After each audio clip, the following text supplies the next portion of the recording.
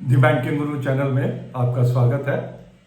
आज हम अपनी इस वीडियो में देखते हैं कि नेक्स्ट क्वार्टर में बैंकिंग और बैंकिंग स्टॉक्स की चाल कैसी रह सकती है। उसके लिए दो तीन फैक्टर्स जो आज की डेट में रेलिवेंट हो रहे हैं उन्हें डिस्कस करते हैं। सबसे पहले the noise of rate cuts तेज होती जा रही है यूएस में भी as well as in India also. The rate cuts are round the corner.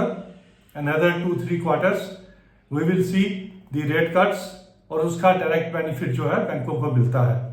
सबसे बड़ा बेनिफिट उनको मिलता है क्योंकि उनको जो बॉन्ड्स जिन्होंने उन्होंने इन्वेस्ट किया हुआ होता है उसकी वैल्यू बढ़ जाती है और they are able to book the treasury profits.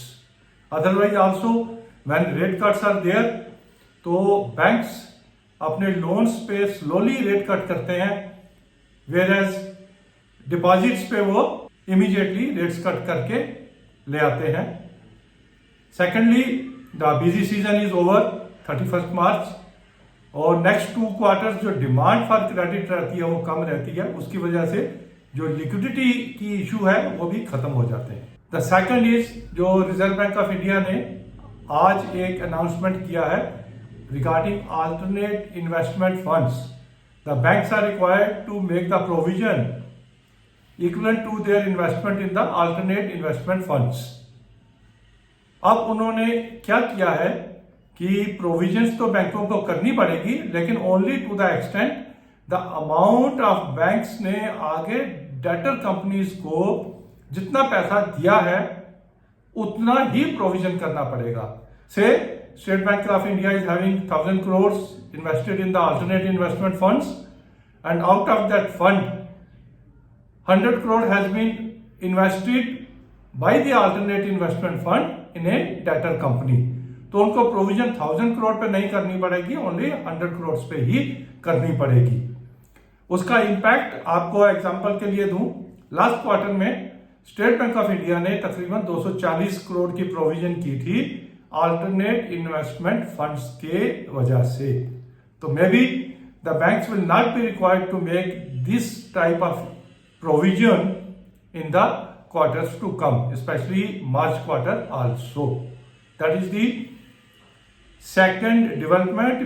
Third, we expect कि अभी तक बैंकिंग स्टॉक्स उतने नहीं चले हैं, rather they are a bit subdued, क्योंकि जहां Nifty and Sensex all time high पे हैं वहां बैंक निफ्टी अभी भी 47,000 की रेंज में चल रहा है। We are sure coming 2-3 quarters the bank nifty will be leading the overall market। और अगर ये थीम को हम लेके चलें तो the next logical question is where we have to invest. आज लास्ट वर्किंग डे है स्टॉक मार्केट का 23-24 फाइनेंशियल ईयर का। एनएवी की वजह से कुछ एडजस्टमेंट्स, कुछ टैक्स प्लानिंग की वजह से एडजस्टमेंट्स जो आज होनी है वो हो जाएंगी। From 1st April onwards, we will see a good positivity in the market, and that positivity will also come from political factors, क्योंकि this is given कि बीजेपी तो आएगी ही। It is only a question 300 की सीटों पे आती है, 350 पे आती है या 400 पे आती है। In any case, we will see a continuity of the government। In factors को देखते हुए now the question is कि हमें कौन से बैंकों में इन्वेस्ट करना है। State bank of India already चल चुका है, एचडीएफसी बैंक कम चला है, तो डेफिनेटली अगर इन दोनों में हमें चूज करना है तो I will choose HDFC bank. Other PSU banks में जैसे हमने इससे पहले वाली वीडियो में कहा था, जिन बैंकों की पी रेशियो कम है हमें उन बैंकों में इन्वेस्ट करना चाहिए। For example Indian bank, bank of India, bank of Baroda, Canara bank, इस तरह के बैंकों में हमें इन्वेस्ट करना चाहिए और अवॉइड करने चाहिए Punjab Sind bank, IOB, UCO bank, central bank, bank of Maharashtra and union bank. ये तो हो गया पीएसयूज का। अगर छोटे बैंक देखें, small finance bank, I will still avoid Bandhan bank, RBL bank and even AU small finance bank also, क्योंकि उन्होंने एयू स्मॉल फाइनेंस बैंक ने फिनकेयर को टेक ओवर किया है। उसका इम्पैक्ट उनकी बैलेंस शीट पे कैसा रहेगा, this is yet to be seen. इन 3 बैंकों को छोड़ के देन कहाँ इन्वेस्ट करें? Karur Vysya bank, Ujjivan small finance bank, even Federal bank, Canara bank also we can invest. These are some of the areas जहां हम इन्वेस्ट कर सकते हैं। अगर कुछ भी नहीं तो हम बैंक निफ्टी में शिफ्ट करके चल सकते हैं।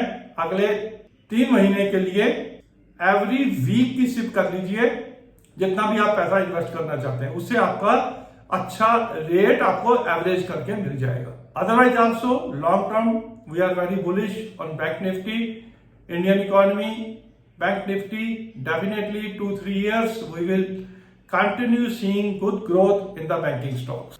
कुछ अच्छे बैंकिंग स्टॉक्स में आप इन्वेस्ट कर सकते हैं। Even yes bank is also a dark horse.